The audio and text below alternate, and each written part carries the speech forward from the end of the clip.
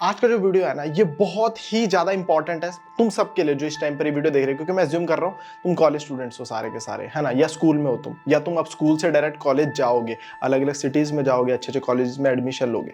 तो इसीलिए तुम्हारा ये वीडियो देखना बहुत ज़्यादा इंपॉर्टेंट है, वेदर तुम लड़का हो या लड़की हो, तो बिल्कुल स्किप मत करना। To ragging and harassment by their seniors. He was found in the hostel bathroom. Ragging case. Recently, a teenager fell from the second floor of his college hostel and died. His family said that he suffered ragging and sexual harassment in his hostel. Hyderabad में ragging की वजह से एक engineering college के छात्र क्या खुदकुशी कर ली। फर्स्ट टाइम बिना कोचिंग के नीट क्लियर करने वाला मेरा बच्चा, इतना पढ़ने वाला, उसको इतना टॉर्चर नहीं आता। कल यही कि मैं परेशान हूँ, मैं क्या करूँ मुझे समझ नहीं आ रहा। कल था मेरा बच्चा रो रहा था। यस।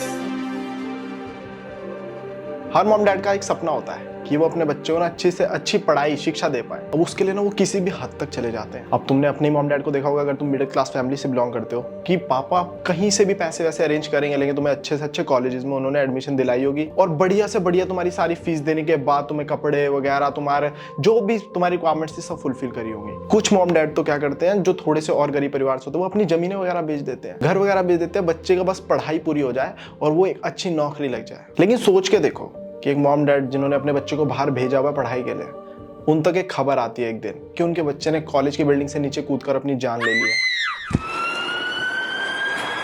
आज का केस है आंध्र प्रदेश का, जहाँ पर एक 17 साल की बच्ची पॉलिटिक कॉलेज में एडमिशन लेती है। अब उसकी पढ़ाई बहुत अच्छी चल रही है, ऐसा उसके घर वालों को लगता है ऑब्वियसली। अब उन्होंने अपनी बच्ची को भेजा है पढ़ाई के लिए, तो वो तो ये सोचेंगे कि सब कुछ बहुत अच्छा चल रहा है। लेकिन वहाँ उस 17 साल की बच्ची के साथ क्या हो रहा था, ये सिर्फ उसको पता था। घर वाले तो बस उम्मीद कर रहे थे कि बच्ची अच्छे से पढ़ लिख रही है, लेकिन एक ऐसा दिन आने वाला था उस लड़की के मॉम डैड की लाइफ में, जिसको वो पूरी लाइफ कभी नहीं भूल पाएंगे। 29 मार्च को उनकी छोटी सी गुड़िया 17 साल की कॉलेज की बिल्डिंग से नीचे कूदकर अपनी जान दे देती है। सिर्फ एक 17 साल की बच्ची जो पढ़ाई करने के लिए आई है, ऐसा क्या हुआ कि उसको कॉलेज की बिल्डिंग से कूदकर अपनी जान देनी पड़ी। और सबसे बड़ी बात, अपने पीछे वो कुछ ऐसे सवाल छोड़कर चलेगी जिनके जवाब जब उसके मॉम डैड को पता चले तो उनके पैरों के नीचे से तो जमीन हिल गई। मेरे भी पाँव के नीचे जमीन हिल गई भाई, मतलब इतने शॉकिंग है इफेक्ट्स।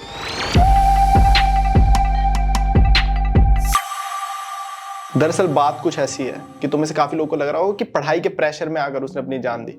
ऐसा नहीं है। दरअसल बच्चियों किसी ने धमकी दी थी कि अगर वो किसी को भी बताएगी जो उसके साथ हो रहा है, तो वो उसके ऑब्जेक्शनेबल पिक्चर्स, जो भी उसके फोटोज उन्होंने खींचे हुए हैं, प्राइवेट पिक्चर्स, वो सब के सब अपलोड कर देंगे सोशल मीडिया पर, जिससे उसकी बहुत ज्यादा बदनामी हो जाएगी और उसके घर वालों की भी बदनामी हो जाएगी। तो इस डर की वजह से लड़की ने अपना मुंह बंद रखा।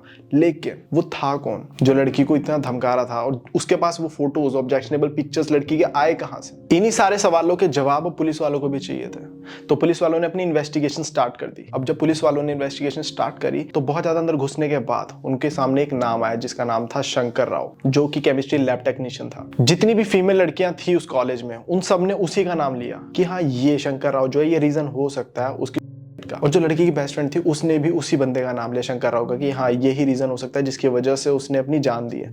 अब जब पुलिस वालों ने बहुत ज्यादा प्रेशर बनाया ना शंकर राव के ऊपर, तब जाकर उसने कबूला। उससे पहले तो मना ही कर रहा था कि मैंने कुछ नहीं किया, मैंने कुछ नहीं किया, लेकिन बहुत ज्यादा प्रेशर बनाने के बाद उसने हाँ की कि हाँ, मैं इन्वॉल्व हूँ। उसने 4 नाम और लिए, और वो 4 नाम ऐसे थे जिनको सुनकर सबके सब, इनफैक्ट पुलिस तक डर गई भाई।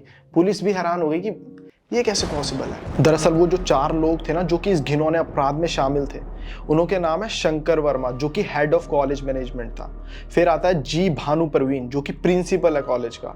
फिर आती है वी उषा रानी, जो कि हॉस्टल की वार्डन है।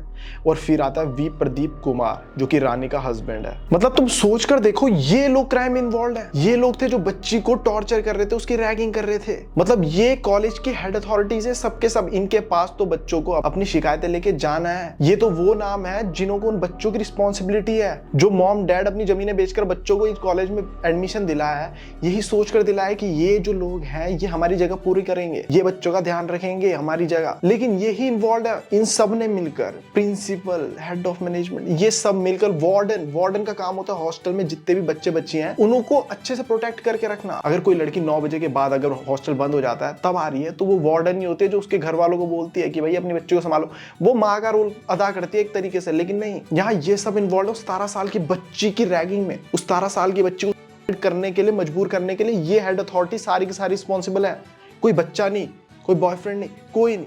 ये सब के सब जो भाई टॉप पर बैठे हैं। और सोच कर देखो कि इन्हों का नाम तो अभी सामने आ गया, इन्होंने इससे पहले कितने बच्चों के साथ ये सब किया होगा, और अगर ये अभी पकड़ में ना आते तो आने वाली कितनी सारी बच्चों के साथ ये ऐसा करते हैं। भाई सोच कर ही डर लग रहा है। खैर पुलिस ने अब सारे के सारे अपराधियों को अरेस्ट कर लिया under IPC section 305, 354A, 354C और 506 section and section 12 of POCSO act, और बहुत सारे सेक्शन जो भी रैगिंग के अंदर आते हैं उन सब के तहत इन सारे के सारे बंदों को पुलिस ने गिरफ्तार कर लिया है। बाकी एसीपी ने अभी ये कहा है कि अभी और डीपर इंक्वायरी चलेगी और कौन कौन से लोग इसमें शामिल है सबका नाम सामने आएगा। बहुत सारे लैब असिस्टेंट्स हैं जिनके नाम अभी और सामने आने वाले हैं। यार ये सब टीचर्स हैं, प्रिंसिपल, वार्डन, मतलब ये जितने भी जिनके ऊपर रिस्पॉन्सिबिलिटी है, बच्चा अपनी शिकायत लेकर जाता है जिनके पास, ये सब इन्वॉल्व है उस बच्चे को रैक करने के लिए। सोचकर ही बहुत गुस्सा आ रहा है भाई। तुम फील नहीं कर रहे हो, यही दिक्कत है मेरी, मैं फील कर जाता हूँ भाई। मेरा तो खून खोलने लगता है, कसम से बता रहा हूँ। अब वो बेचारी करे तो करे क्या? अगर कोई स्टूडेंट उसकी रैगिंग करता तो बात भी समझ में आती। सारे के सारे टीचर्स ही कर रहे हैं और उन सबके पास उसकी फोटोज भी हैं, मतलब उसको पूरा न्यूट किया गया होगा, पता नहीं क्या क्या क्या होगा, हम सोच भी नहीं सकते। लेकिन एक बात अच्छी है कि लड़की का नहीं हुआ है।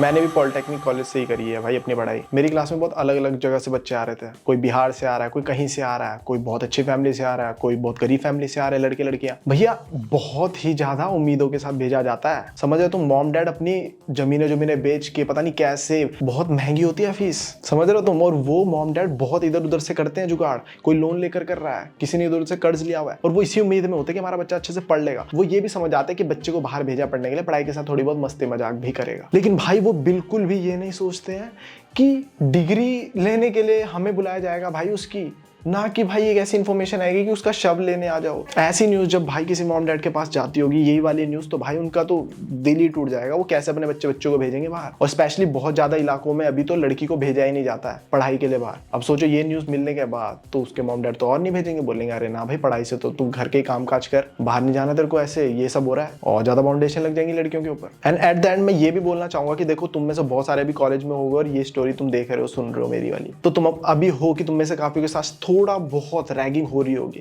तुम्हारे सीनियर्स कर सकते हैं, या अगर तुम्हारे साथ गलती से कोई टीचर भी तुम्हें लगता है कि ऐसा मिसबिहेव कर रहा है और तुम्हें लगता है कि हाँ वो तुम्हें धमकी दे देगा या वो तुम्हें किसी भी एंगल से टॉर्चर कर रहा है। भाई मुझे पता है कॉलेज में ऐसा होता है कि सर थोड़ा सा ऐसे डोमिनेट करने की कोशिश करेगा कि अदरवाइज अगर किसी को बताया तो नंबर काट लूंगा, हल्का मोटा इधर उधर टच करा कुछ भी।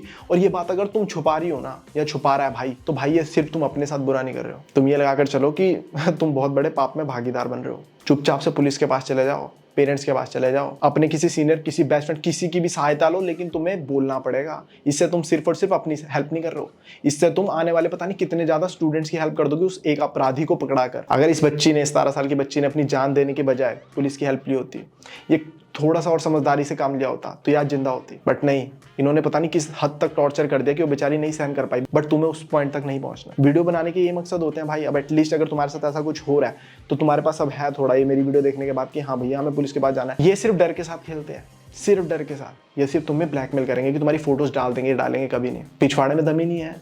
इन्हें पता है जिस दिन इन्होंने तुम्हारी एक फोटो भी डाल दी, अब तुम्हारे अंदर का तो डर खत्म हो गया। अब तो इसने डाल दिया, अब तो मैं खत्म, मैं तो होगी बदनाम, चलो पुलिस के पास, तो ये खत्म हो जाएंगे। इसलिए कभी नहीं डालेंगे। तो कोई भी अगर तुम्हें ब्लैकमेल करता है ना, वो सिर्फ तुम्हारे डर के साथ खेल रहा है, वो कभी भी अपलोड नहीं करेगा कुछ भी। तुम्हें सीधे बेझिझक होकर पुलिस वालों को कंप्लेंट करनी है। और पुलिस वाले इतने थपेड़े, इनको तगड़ी सजा अब तो तुम्हें टेंशन ही नहीं लेनी है। तुम्हारा बॉयफ्रेंड हो, बेस्ट फ्रेंड हो, टीचर हो, कुछ भी हो, पुलिस वाले बहुत मारेंगे। अब पुलिस वालों को तो ये है एक, पता नहीं, मैंने थोड़ा सा पढ़ा है कि अगर पुलिस वालों को ये पता लग जाता है कि किसी ने ऐसे वीडियो रिकॉर्डिंग करी हुई है या कुछ भी करे, तो पुलिस वाले उस बंदे को सीधे जेल भेज देते हैं। सही गलत बात खत्म। सो आई होप तुम वीडियो अच्छा लगा होगा गाइस। इस वीडियो के लिए इतना ही, इससे ज्यादा मेरे पास कुछ है नहीं बताने को। सो आई होप तुम्हें वीडियो अच्छा लगा होगा। और अगर तुम्हारे साथ ऐसा कुछ हो रहा है तो भाई वो बात करो, जाओ मॉम डैड के पास जाओ, पुलिस वाले के पास जाओ, पकड़वाओ इन जैसे चूतियों को। और अगर कोई पेरेंट ये वीडियो देख रहा है तो अपने बच्चों की टाइम टू टाइम खबर लेते रहो।